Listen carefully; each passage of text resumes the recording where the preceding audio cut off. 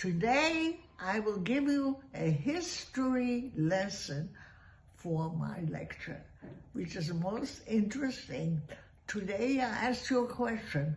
Which is the largest Jewish community in the world today, besides Israel and America? Which is the largest? And the answer is France. In France live the most Jews today. When did that start? It started in the Roman period already. When the first and the second temple were built, the Jews went to live in France. And what was France known as Gaul, G-A-U-L, or Tzafat for Jews. So why did they go there? France was a land of love and light and joy. Now, amour, amour, amour, this was so sweet that I repeat, means I adore you. Also, France had French food, beautiful food. So why do French people like to eat snails? Because they wouldn't be caught eating fast food. But France was the best country and the worst country for the Jews. Every few hundred years, they came out against the Jews. And even before the Inquisition in Spain, when they burned the Jews at the stake, France already burned 40 Jews in 1300.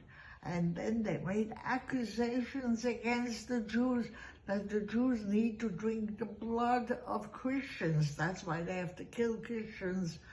And all the people who ran around killing Jews in the year 1341. And then comes the Inquisition, and things were so bad all over Europe. Now, what was Europe? Europe had two distinct Jewish communities when it was built, and one of them was France and Germany. Those were the Ashkenazim. They davened differently, they did everything differently. And then there was Spain and the Spanish countries around there. They had their own Jewish nigunim, songs, and prayers. They did not mix those two countries. However, after all these bad things happened to the Jews, then comes the Holocaust. What was the Holocaust? They burned and killed 1/4 of the Jews that lived there. 1/4. And the Germans would burn them and take their ashes and throw them out. It was unbelievable what happened in the Holocaust, because Germany allied with France. They were partners to kill all the Jews.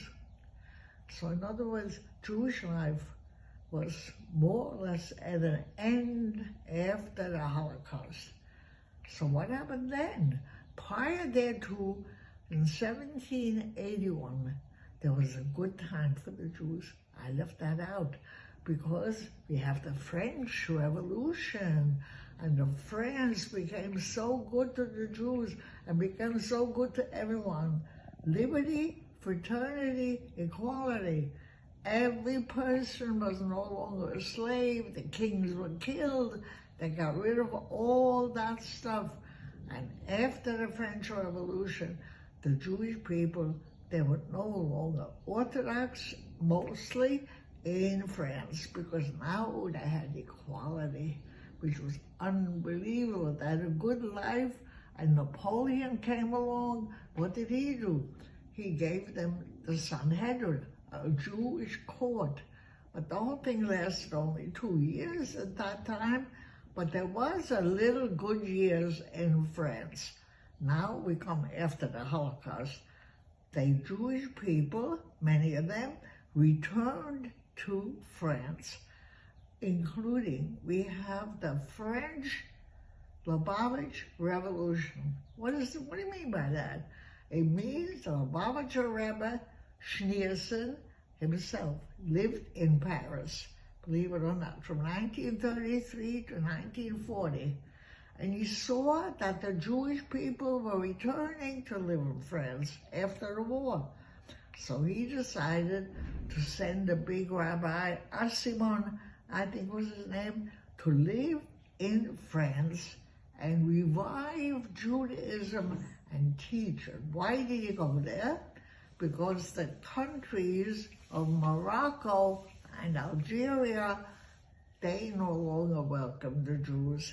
Those were the North African countries, and those Jews were Sfadim. They were the other kind. They were not Ashkenaz, they were Sfadim. And the Rebbe comes along and taught them Chabad, how to be an Lubavitcher.